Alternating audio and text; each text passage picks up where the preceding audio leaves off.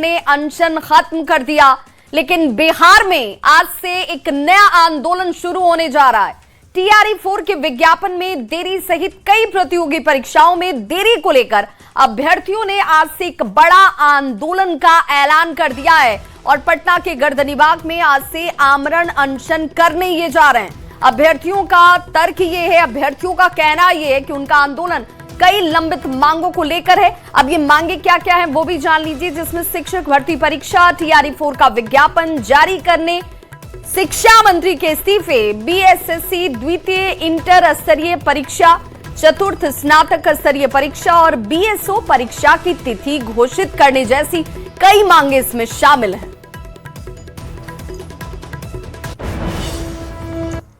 दोस्तों, टीआरई 4 का विज्ञापन पिछले 2 वर्षों से आज आ रहा है, कल आ रहा है, परसों आ रहा है, तो अगले महीना आ रहा है, यही हो रहा है। बिहार सरकार, शिक्षा विभाग, शिक्षा मंत्री जी के द्वारा और बीपीएससी के द्वारा भी बार बार झूठा आश्वासन दिया गया, लेकिन आज तक विज्ञापन नहीं आया। वर्तमान शिक्षा मंत्री जी ने भी कहा कि जुलाई में तो हर हाल में विज्ञापन आ जाएगा। पूरे दावे के साथ कहा कि जुलाई में हर हाल में विज्ञापन जारी हो जाएगा और हर साल जुलाई में टीआरई का विज्ञापन आएगा। लेकिन 2026 में ही जब विज्ञापन नहीं आया जुलाई में, तो 27 की क्या उम्मीद करें। तो अब ये अति हो चुका है, अब पानी सर से ऊपर जा चुका है, धैर्य की सीमा समाप्त हो चुकी है। टीआरई 4 का विज्ञापन एकल परीक्षा के साथ जारी हो या नहीं तो शिक्षा मंत्री मिथिलेश तिवारी जी इस्तीफा दे। ये हम लोगों की अब मांग है कि या तो शिक्षा मंत्री जी आप टीआरई 4 का विज्ञापन एकल परीक्षा के साथ जारी कीजिए, नहीं तो आप इस्तीफा दे दीजिए। आपको पीटी मेंस करना है तो टीआरई 5 से कीजिए, जिसकी सूचना आप अभी दे दीजिए, ताकि उसी अनुसार टीआरई 5 के अभ्यर्थी तैयारी करेंगे, उसका सिलेबस अभी दे दीजिए। 18 अगस्त को सुबह 10:30 बजे गर्दनीबाग धरना स्थल पहुंचिए और अपने हक और अधिकार की आवाज को बुलंद कीजिए। और गर्दनीबाग धरना स्थल में अगर वर्षा भी हो रही तो भी आप आइए, क्योंकि वहां टेंट लगा हुआ है, वहां टेंट अभी भी लग रहा है, वाटर प्रूफ टेंट लग रहा है, तो आपको कोई दिक्कत ही नहीं होगी। आप वाटर प्रूफ टेंट के नीचे बैठे रहेंगे, सारी व्यवस्था रहेगी बैठने की। तो बिहार में छात्रों के महाधरना पर संजय सरावगी ने कहा कि बिहार में सरकार छात्रों के हितों के लिए काम कर रही है, उनके हित में काम कर रही है। टीआरई 4 को लेकर भी त्रुटियों को सरकार इस वक्त दूर करने में जुटी हुई है। टीआरई 4 की शिक्षा विभाग ने भेज दिया था बीपीएससी को, फिर उसमें कुछ था मामला, तो फिर उसको वापस किया गया। जल्द से जल्द क्या सरकार भेज रही है। और पेपर लीक के मामले में तो हम लोगों ने इसको संगठित अपराध की श्रेणी में लाया। 1 करोड़ रुपया तक का जुर्माना हम लोगों ने विधानसभा में जो कानून बनाया, 3 से 10 साल तक की सजा जो है, उसको और कड़ा कानून बनाया। तो देखिए, सरकार इसे लेकर बहुत गंभीर है, ये संजय सरावगी कह रहे हैं, लेकिन छात्र कह रहे हैं कि भाई जुलाई में ही इसे लेकर विज्ञापन आना था, लेकिन वो विज्ञापन जुलाई में नहीं आया। अगस्त का महीना भी अब आधा आ चुका है और अब ऐसे में कैसे यकीन करें कि जो कहा जा रहा है वो पूरा किया जाएगा। अगर अब टीआरई 4 का विज्ञापन आता है तो एकल प्रणाली से ये परीक्षा होनी चाहिए। संवाददाता धर्मेंद्र हमारे साथ इस वक्त इस खबर पर ज्यादा जानकारी के साथ जुड़ गए हैं। धर्मेंद्र, अब चूंकि 10 बजे का वक्त आह्वान किया गया था कि छात्र जो है वो गर्दनीबाग में इकट्ठा हो, तो क्या हो रहा है इस वक्त? छात्र धीरे धीरे गर्दनीबाग पहुंच रहे हैं और 12 बजे एक प्रेस कॉन्फ्रेंस की जाएगी। छात्र नेता दिलीप, जिन्होंने ये आंदोलन, जो लगातार इस आंदोलन को चला रहे हैं छात्रों के मुद्दों को लेकर, 12 बजे प्रेस कॉन्फ्रेंस करने के बाद लोग धरने पर पूरी तरीके से बैठ जाएंगे और अपनी मांगों को लेकर एक बड़ा आवाज को उठाने का काम उन्होंने किया है। लेकिन धर्मेंद्र, सवाल तो ये है ना कि क्या अब छात्र झारखंड को देखकर, इससे पहले जंतर मंतर को देखकर, अब उन्हें ये लग रहा है कि आंदोलन के जरिए ही अब अपनी मांगे पूरी कराई जा सकती हैं? जी, एक संदेश है जिस तरह से दिल्ली के जंतर मंतर से हुआ और अभी जब कल झारखंड में इतने दिनों से आंदोलन चल रहा था और सरकार ने उनकी तमाम मांगों को मान लिया, तो फिर यहाँ भी छात्रों के बीच एक उम्मीद है कि एक आंदोलन किया जाए और आंदोलन के रास्ते ही सरकार को झुकने पर मजबूर किया जाए, या जो अपनी मांगे हैं उन मांगों को आंदोलन के जरिए ही मनवाया जाए। और टीआरई 4 की जिस तरह से इनकी मांग थी कि इसका विज्ञापन निकाला जाए और पिछले कई महीनों से सरकार के द्वारा, शिक्षा मंत्री के द्वारा टाल मटोल रवैया अपनाया जा रहा था, जिसको लेकर छात्रों में कहीं ना कहीं असंतोष बढ़ रहा था। और उसी का परिणाम है कि अब छात्र धरने के माध्यम से आंदोलन को आगे बढ़ाने का काम करेंगे। धर्मेंद्र, क्या छात्र नेता दिलीप के इस आह्वान के बाद सचमुच गर्दनी बाग की तस्वीर बदल रही है? क्योंकि फिर तब तो सुरक्षा की बात चलेगी, फिर वहां पर ये कितनी बड़ी परेशानी या चुनौती बन सकती है? जी, ये आगे आने वाले दिनों में देखा जाएगा कि कितनी बड़ी परेशानी खड़ी हुई, क्योंकि गर्दनी बाग इलाके में धरना स्थल सरकार ने घोषित किया और पहले से भी वहां पर कुछ छात्रों के द्वारा वहां पर प्रोटेस्ट किया जा रहा है। और अब जबकि आज से ये आंदोलन के लिए दिलीप अपने छात्रों के साथ बैठेंगे तो एक बड़ा आंदोलन खड़ा होगा और बड़ी संख्या गर्दनी बाग में होगी। पुलिस के लिए, प्रशासन। चलिए धर्मेंद्र, आप इस खबर पर नजर बना के रखिए, इससे जुड़ी हर अपडेट हम अपने दर्शकों तक पहुंचाते रहेंगे। बहुत बहुत शुक्रिया। तो बिहार में पिछले दिनों छात्रों के आंदोलन और प्रदर्शन को लेकर राज्य सरकार ने सुप्रीम कोर्ट में एक हलफनामा दायर किया, जिसमें सरकार ने प्रदर्शन के दौरान पुलिस की कार्रवाई और उसके बाद की स्थिति से उन्हें अवगत भी कराया। बता दें कि 25 जुलाई को आयसा के प्रदर्शन के दौरान सीवान में पुलिस ने एक जवान की तरफ से भीड़ पर काबू पाने के लिए AK-47 से फायरिंग की गई थी, जिस पर खूब बवाल भी मचा था और उस दौरान की तस्वीर इस वक्त आपके टीवी स्क्रीन पर भी है। इस मामले में बिहार सरकार ने सुप्रीम कोर्ट में अपने जवाब को दाखिल किया, जिसमें कहा गया है कि पुलिस जवान ने आत्मरक्षा में यानी कि सेल्फ डिफेंस में AK-47 से उस दौरान फायरिंग की थी। हालांकि किसी को गोली लगी नहीं थी। वहीं फायरिंग के आरोपी जवान को कार्रवाई करते हुए विभाग की तरफ से जो एक्शन होना चाहिए तो उस तरीके से सस्पेंड कर दिया गया। उसके खिलाफ विभाग की कार्रवाई भी जारी है। इस वक्त सरकार ने यह भी जानकारी दी कि 22 से लेकर 25 जुलाई के बीच आंदोलन को लेकर 69 FIR दर्ज किए गए हैं। 500 लोगों को गिरफ्तार किया गया है, जिसके बाद 222 ऐसे छात्र जिनका कोई आपराधिक रिकॉर्ड नहीं था, उन्हें जमानत पर रिहा कर दिया गया। उग्र प्रदर्शन के दौरान छपरा में BDO, 3 पुलिस इंस्पेक्टर, 2 SI और 11 कांस्टेबल भी घायल हुए थे। एक BDO की आंख की रोशनी भी इस हमले के दौरान चली गई थी। और बड़ी खबर यह कि तेजस्वी यादव कल लोक भवन मार्च करने वाले हैं। तेजस्वी यादव ने कहा है कि यह खुला मार्च है, यानी बिहार पेपर लीक का केंद्र बनता जा रहा है और इससे लेकर खुला मार्च उनकी तरफ से किया जाएगा। बिहार में छात्रों पर AK-47 से गोली चलाई गई। सरकार ने अब तक साफ नहीं किया कि इसके कहने पर, किसके आदेश पर यह गोली चली। तेजस्वी यादव ने छात्रों और नौजवानों को इस मार्च में शामिल होने के लिए भी आमंत्रित किया है। देखिए, ये खुला मार्च है।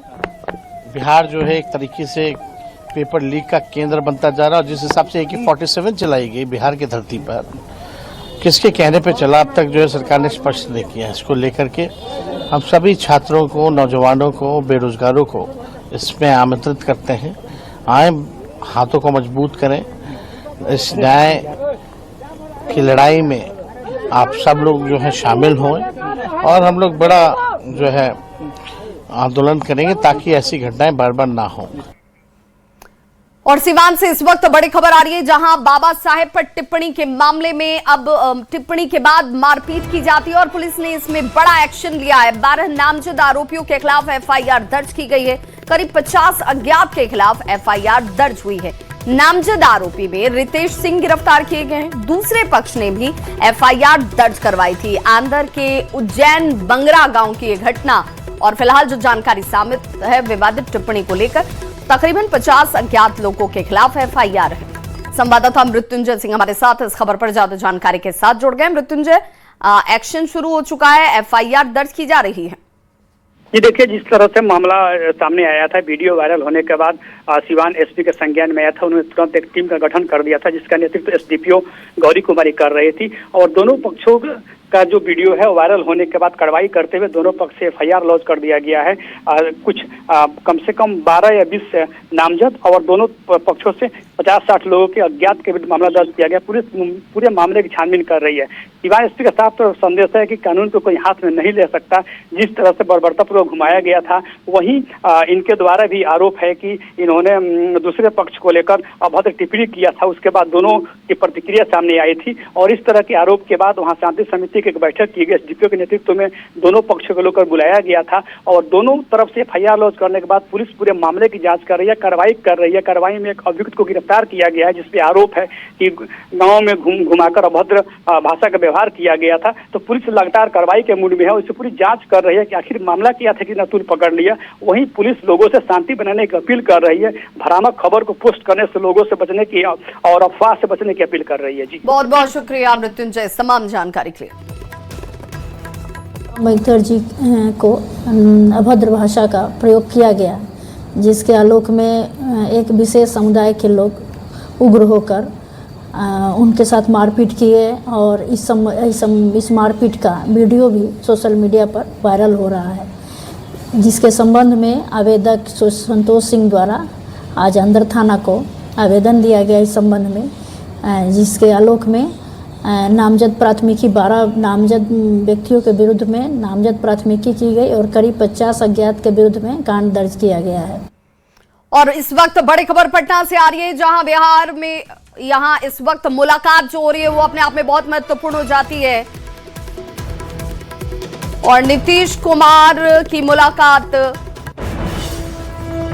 संजय झा के आवास पर इस वक्त चलती हुई, दोनों के बीच ये मुलाकात बेहद महत्वपूर्ण। हालांकि इस मुलाकात के पीछे की वजह क्या है ये अभी साफ नहीं हो पाया है, लेकिन बिहार के पूर्व मुख्यमंत्री नीतीश कुमार जो हैं वो संजय झा के आवास पर इस वक्त भी मौजूद हैं। जब इस वक्त हम आप तक एक जानकारी पहुंचा रहे हैं और दोनों के बीच ये मुलाकात, संजय झा और नीतीश कुमार के बीच ये मुलाकात इस वक्त भी चलती हुई। अगली बड़ी खबर भी पटना से, जहां अपराधियों ने एक प्रॉपर्टी डीलर की गोली मारकर हत्या कर दी है। घटना फुलवारी शरीफ के करोड़ी चक इलाके की है। बताया जा रहा है कि प्रॉपर्टी डीलर गोलू यादव कुछ दोस्तों के साथ शराब पार्टी कर रहा था और इसी दौरान किसी बात को लेकर दोस्तों के बीच ही विवाद हुआ। विवाद इस कदर बढ़ा कि गोली उसे मारी जाती है और परिजनों ने दोस्तों पर ही गोली मारने का आरोप लगाया है। गोलू यादव को 4 गोली मारने की बात सामने आई है। घटना की सूचना मिलते ही सिटी एसपी पश्चिमी संकेत कुमार ने एफएसएल की टीम के साथ घटनास्थल पर जाकर दौरा किया और इस मामले की पड़ताल शुरू कर दी। आसपास लगे हुए सीसीटीवी फुटेज को भी पुलिस फिलहाल खंगाल रही है। तो वहाँ एक व्यक्ति की लाश है जिसकी पहचान गोलू कुमार पिता परमानंद यादव जो कि करोड़ी चक के रहने वाले हैं के रूप में की गई है। और प्रथम दृष्टया जांच में ये बात तो सामने आता है कि इनकी जो मृत्यु हुई है वो गोली लगने से हुई है। इस कांड में सफल उद्भेदन हेतु एफएसएल को भी बुलवा लिया गया है और डीआईयू की टीम भी लगा दी गई है एवं एएसपी दानापुर 1 के अध्यक्षता में एक एसआईटी टीम की भी गठन कर दी गई है ताकि इस घटना का जल्द से जल्द उद्भेदन हो सके और जो अभियुक्त हैं इस घटना में संलिप्त उनकी गिरफ्तारी की जाए। खबर बेगूसराय से, जहां सदर अस्पताल में इलाज के दौरान एक युवती की मौत हो जाती है, जिसके बाद परिजनों में जमकर परिजन जो है वो हंगामा करते हैं और परिजनों ने डॉक्टर पर इलाज में लापरवाही का आरोप लगाया है। घंटों अस्पताल परिसर में हंगामा यूं ही चलता रहा। सूचना मिलते ही नगर थाना पुलिस मौके पर पहुंची और परिजनों को समझा बुझाकर इस मामले को शांत करवाया गया। मामला नगर थाना क्षेत्र स्थित बेगूसराय सदर अस्पताल का है। बताया ये भी जा रहा है कि गाड़ा गांव की रवीना कुमारी को अचानक से पेट में तेज दर्द हुआ। पेट में सूजन की शिकायत के बाद उसे सदर अस्पताल ले जाया गया, भर्ती करवाया गया। रवीना को अस्पताल में भर्ती कर इलाज भी शुरू हुआ, लेकिन कुछ ही देर के बाद उसकी हालत लगातार बिगड़ती चली गई। परिजनों का आरोप कि उन्होंने डॉक्टरों से बेहतर इलाज की गुहार लगाई, लेकिन लापरवाही की वजह से रवीना की मौत हो गई।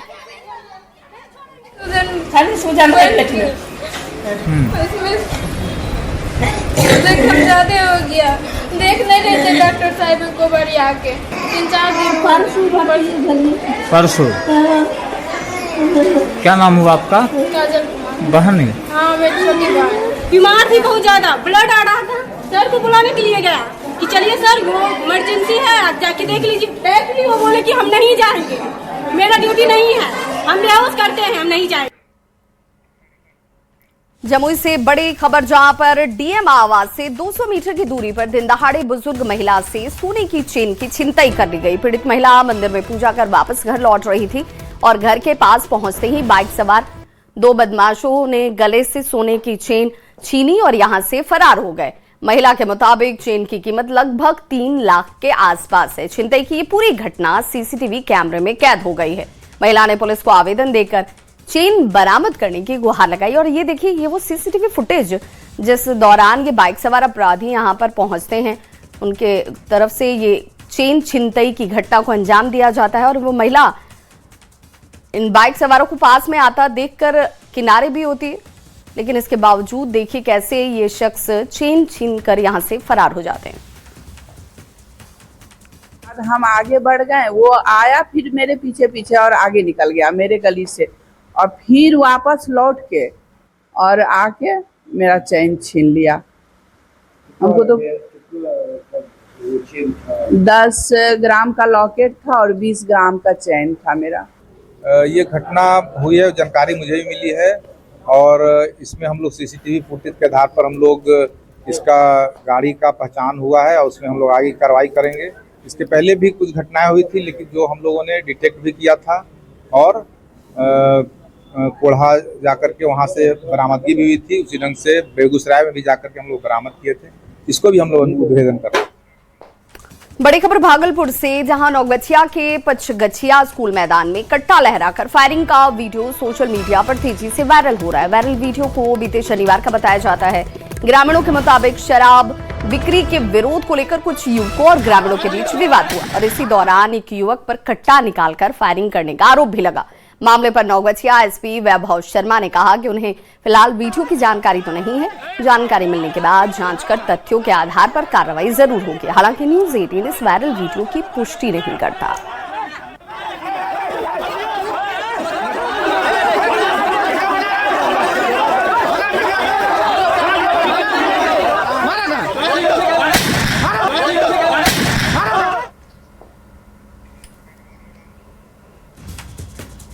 लखीसराय से खबर, जहां सदर अस्पताल में महिला सफाई कर्मी का शव फंदे से लटका हुआ मिला। पुलिस ने इस मामले का खुलासा करते हुए सहकर्मी नीतीश कुमार को गिरफ्तार कर लिया है। बीते 16 अगस्त को सदर अस्पताल के एनआरसी वार्ड में 25 साल के सफाई कर्मी सुमन कुमारी का शव फंदे से लटका हुआ मिला था। मृतका के परिजनों ने आरोपी नीतीश कुमार पर सुमन को मानसिक तौर पर प्रताड़ित करने और मोबाइल पर आपत्तिजनक वीडियो भेजने समेत कई गंभीर आरोप लगाए थे। घटना से पहले सुमन और नीतीश के बीच बातचीत का सीसीटीवी फुटेज भी सामने आया है। परिजनों के बयान के आधार पर पुलिस ने त्वरित कार्रवाई करते हुए नीतीश को गिरफ्तार कर लिया और पूछताछ के बाद उसकी मेडिकल जांच कराई गई, फिर न्यायिक हिरासत में उसे भेजा गया है। वहीं गिरफ्तार नीतीश कुमार ने अपने ऊपर लगे हुए आरोपों से इनकार किया। मामले की कार्रवाई इस वक्त भी जारी है। कल कुछ नहीं, उसको बुलाएं और बुलाने के बाद फिर हम उसको बोले चलिए बाहर चलने के बाद हम चल गए थे सर घर। उसके बाद क्या हुआ नहीं, वो हमको कुछ नहीं पता। सर वो हमसे मतलब बात करती थी, अब इतना लोग काम बुलाए, सब किसी से भी बात कर सकते हैं। बोला उसका कहना ये है कि हम मेरा पत्नी से मतलब ये तुम संबंध है कुछ का, ऐसा कोई बात नहीं है सर।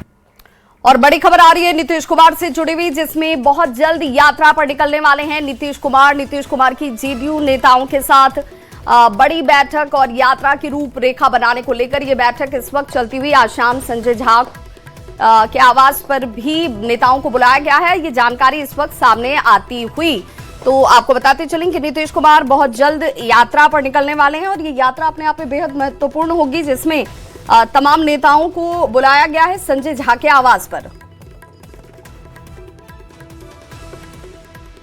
तो बिहार की सियासत से जुड़ी हुई इस वक्त ये बड़ी खबर, जिसमें नीतीश कुमार यात्रा पर निकलने वाले हैं और ये यात्रा कितनी महत्वपूर्ण हो जाती है, इस बात से इसका अंदाजा लगाइए कि संजय झा को आवास पर उन्होंने बुलाया है। ये मुलाकात, हालांकि आपको ये भी बताते चलें कि ये मुलाकात इस लिहाज से भी महत्वपूर्ण है कि जल्द यात्रा पर नीतीश कुमार निकलने वाले हैं संभवतः। संवाददाता शैलेंद्र हमारे साथ इस वक्त इस खबर पर जुड़ गए हैं ज्यादा जानकारी के साथ। शैलेंद्र, जानकारी पहले ये आई कि नीतीश कुमार संजय झा के आवास पर पहुंचे हुए हैं, बातचीत चल रही है और अब खबर ये आ रही है कि नीतीश कुमार संभवतः यात्रा पर निकलने वाले हैं। बिल्कुल, देखिए अचानक पूर्व मुख्यमंत्री नीतीश कुमार जेडीयू के जो राष्ट्रीय कार्यकारी अध्यक्ष हैं संजय झा, उनके आवास पर पहुंचे।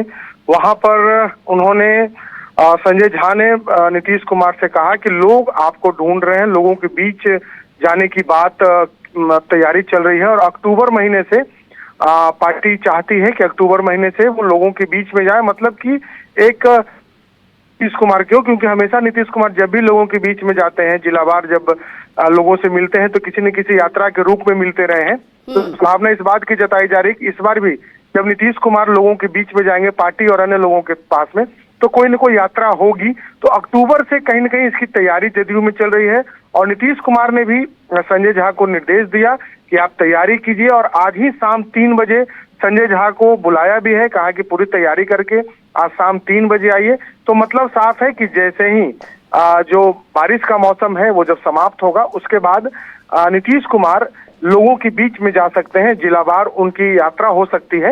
इसकी तैयारी जदयू में चल रही है और कहीं आज जो बातचीत हुई नीतीश कुमार और संजय झा के बीच में, इस बातचीत का मतलब भी यही है कि जल्द ही अब नीतीश कुमार जिलावार लोगों के बीच में होंगे। लोग चूंकि बेसब्री से नीतीश कुमार का इंतजार भी कर रहे हैं, जैसा कि संजय झा ने भी कहा कि लोग इंतजार कर रहे हैं कि नीतीश कुमार आए, उनसे मिले, बातचीत करें। तो जिलावार पूरी तैयारी जो जदयू की तरफ से है वो संभावना इस बात की है कि अब तेज होगी तैयारी, क्योंकि अक्टूबर महीने से नीतीश कुमार लोगों के बीच में जा सकते हैं किसी न किसी यात्रा के रूप में। शैलेंद्र, चूंकि ये यात्रा इस लिहाज से भी खास मानी जाए क्योंकि जेडीयू में नीतीश कुमार को लेकर के जो कनेक्शन लोगों के साथ है वो सबसे ज्यादा मजबूत है और जेडीयू इस लिहाज से भी बहुत जल्द इसकी रूपरेखा यात्रा को लेकर तैयार कर लेगी। देखिए बिल्कुल, नीतीश कुमार जब से बिहार के मुख्यमंत्री रहे लगातार उन्होंने यात्राएं की हैं।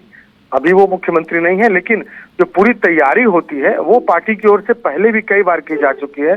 तो लिहाजा इस बार भी बहुत बड़ी तैयारी करने की जरूरत नहीं है, सिर्फ ये तैयारी करनी है कि बिहार में बारिश का चूंकि मौसम है, कई जो जिले होते हैं जो जलमग्न होते हैं, परेशानियां होती हैं, तो बारिश जैसे ही समाप्त होगा उसके बाद की तैयारी कहीं न कहीं दिखाई दे रही है कि चूंकि संजय झा ने भी सीधे तौर पर नीतीश कुमार से कहा कि आप तैयारी करें, चूंकि लोग यह चाह रहे हैं कि नीतीश कुमार लोगों के बीच में जाए। नीतीश कुमार ने भी निर्देश दिया है कि आप पूरी तैयारी कीजिए, तैयारी कर करके आइए। मतलब साफ है जल्द ही नीतीश कुमार अब लोगों के बीच में जाएंगे, अलग अलग जिलों में जाएंगे। पार्टी के नेता, कार्यकर्ता और अन्य लोग जो नीतीश कुमार से मिलना चाहते हैं उनसे वो मिलेंगे। और इसके पहले भी नीतीश कुमार ने जब मुख्यमंत्री का पद छोड़ा था उस वक्त भी उन्होंने कहा था कि वो यात्रा। बहुत बहुत शुक्रिया शैलेंद्र इस तमाम जानकारी के लिए। तो इस वक्त ये बड़ी खबर जहां नीतीश कुमार एक बार फिर से बिहार की यात्रा पर निकलने वाले हैं और बहुत जल्द इसकी रूपरेखा तैयार हो जाएगी।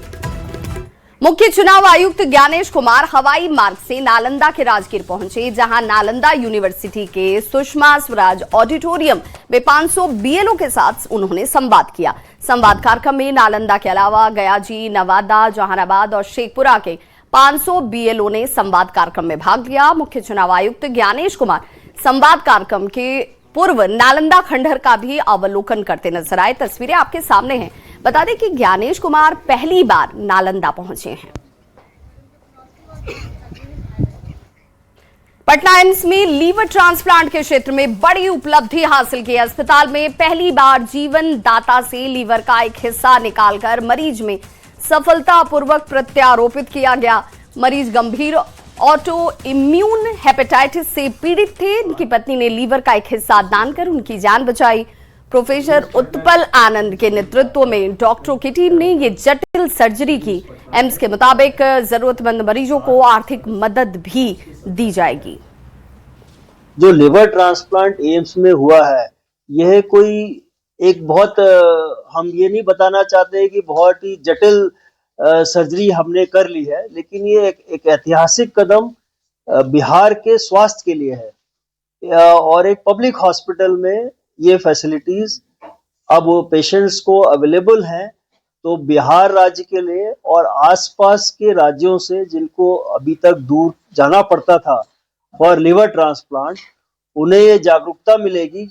लिवर खराब होने के काफी सारे कारण हैं, जिसमें से प्रमुख कारण में अल्कोहल है, शराब वाली बात है। सेकंड है हेपेटाइटिस बी सी वायरस से संक्रमित होने के कारण है। और अभी खासकर जो अभी इस समय में वो जिसको मेटाबॉलिक डिजीज कहते हैं, ओबेसिटी के कारण फैटी लिवर होता है और फैटी लिवर के बाद में वो लिवर में इन्फ्लेमेशंस करता है और लिवर धीरे धीरे खराब होती है।